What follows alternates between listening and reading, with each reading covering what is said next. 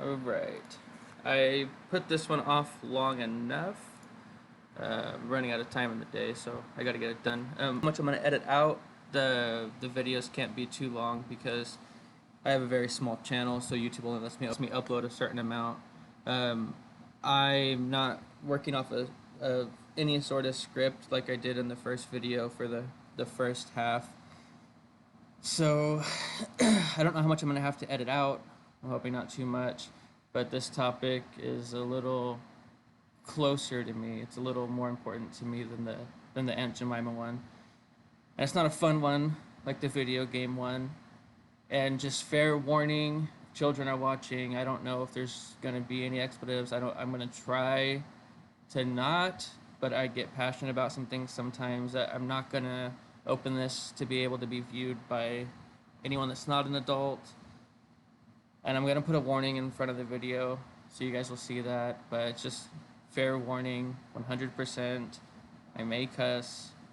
All right, let's get into it. I'm gonna run through the research faster so I can get to my opinion faster. But as you can see, the top voted one for which topic I should cover next is bullying on social media. And I did look it up. I typed in bullying on social media, and it all comes up as cyberbullying. It's all part of cyberbullying. But what's the definition of cyberbullying? So Merriam-Webster, cyberbullying was first used in 1998. They define it as the electronic posting of mean-spirited messages about a person, such as a student, often done anonymously. But as I say right here, as time has gone on, the internet itself has evolved, so has the definition of cyberbullying. The Cyberbullying Research Center describes it as the willful and repeated harm inflicted through the use of computers, cell phones, and other electronic devices.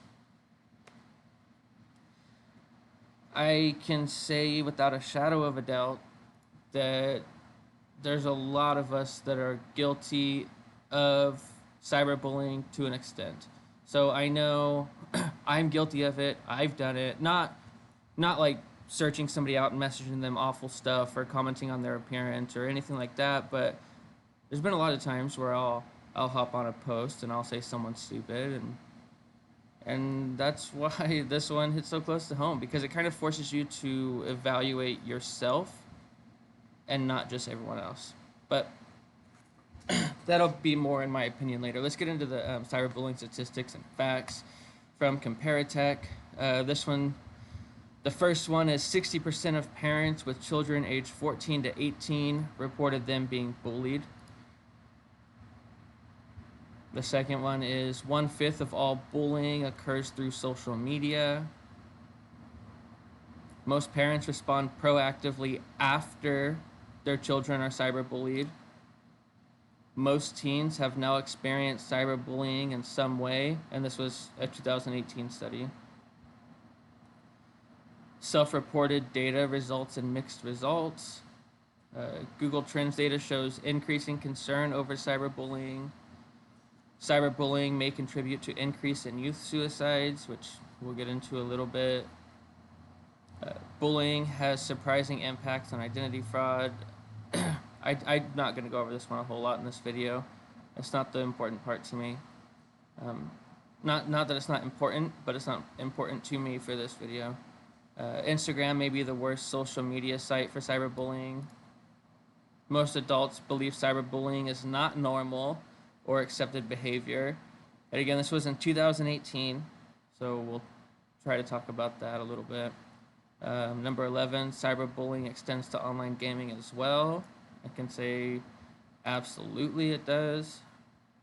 Cell phone bans in schools don't prevent cyberbullying. Of course not, it wouldn't. You have your cell phone or computer at home, everyone's connected. Cyberbullying impacts sleeping habits. Makes sense. Just like bullying affects it, forces you to look down upon yourself. Number 14, being connected to peers and family helps reduce cyberbullying. 15, female and LGBTQ plus cyberbullying victims are common. And neither of those are as surprising, except for the being connected to peers and family helps reduce, and we'll get into that too. This is the part that I came across about the suicide. Students, this is not just talking about adults, it's students specifically, who experience bullying or cyberbullying are nearly 2 times more likely to attempt suicide. Current research suggests that suicide ideation and attempts amongst adolescents have nearly doubled since 2008, and this was a study done in 2018. So the stuff I found is about 2 years late, making suicide the second leading cause of death for individuals 10 to 34 years of age. And this is a government website. And they have a website specifically for bullying, which includes cyberbullying. And it's such a prevalent issue that they have to put a Suicide National Prevention Lifeline link. They have to put a cell phone, or not a cell phone, but they have to put a phone number. They have to warn people about what to do when someone is acting differently. It's most of the research that comes up right here is about bullying in school, which isn't super surprising. Children are jerks. But let's go back to the first. So we're going to get into more of my opinion of everything now, which I touched on earlier, but the willful and repeated harm inflicted through the use of computers. So I have never seen my family, and I will call them out if I see them, repeatedly say mean things to someone, about someone, where they can hear it. Any of that stuff, that's uncalled for. It's not necessary. But I've also seen a lot of my family, me included, hop on a Fox News post or a CNN post or an MSNBC post or a BuzzFeed post, and usually it's reactionary but still not okay. Calling someone dumb, calling someone stupid, calling them a snowflake in retaliation to them calling someone else a snowflake, and it's not okay. It's not. And like I was saying earlier, like this study or this article was from 2018 and it's 2020 now. It's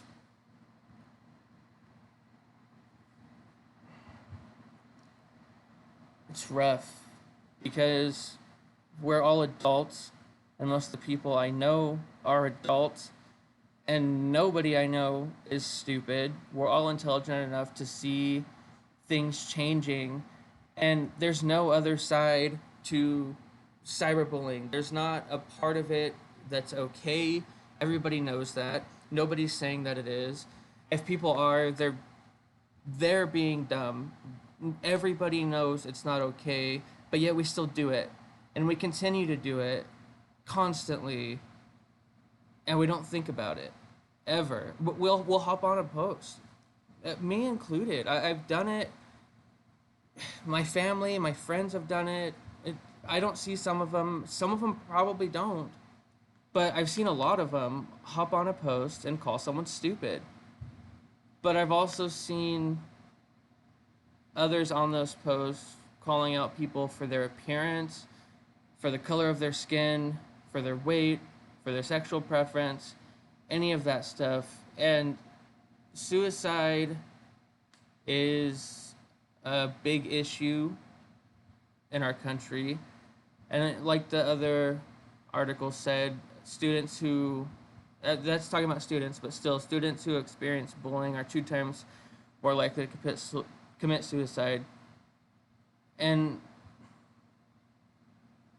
I didn't want to do this one as much just because it forces me more to reflect in on myself, the things that I do. And I can say right now that I'm going to be more careful when I comment on posts. But we have to understand as people that we're not going to change somebody's mind. Nothing you comment on these posts are going to change anybody's mind. Ever.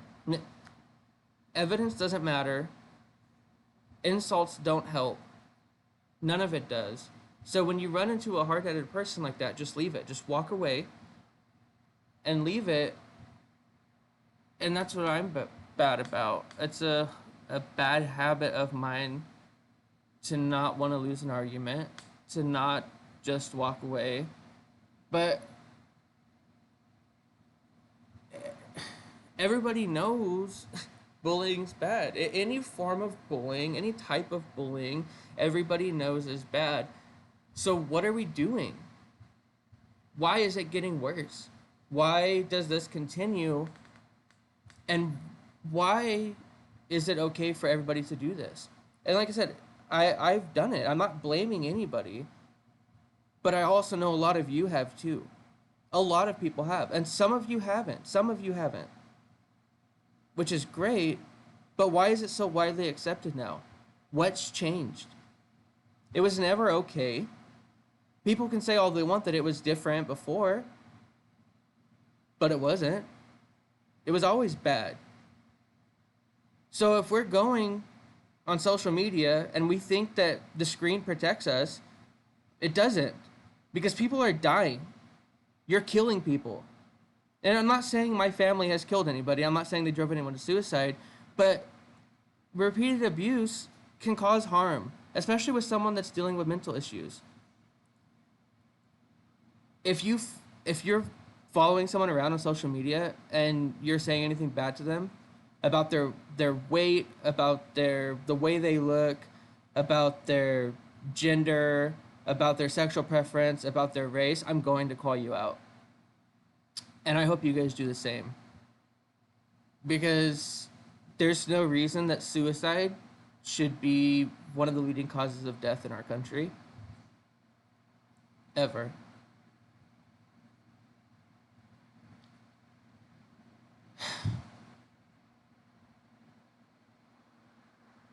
This one's rough. But I have a saying, and I say this to a lot of people: do better. So we're adults, and we're all intelligent enough to recognize our own mistakes. We're all intelligent enough to look within ourselves to see what we've done wrong.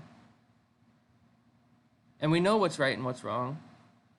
So if we know that, and if we're smart enough to look within and recognize that, then do better.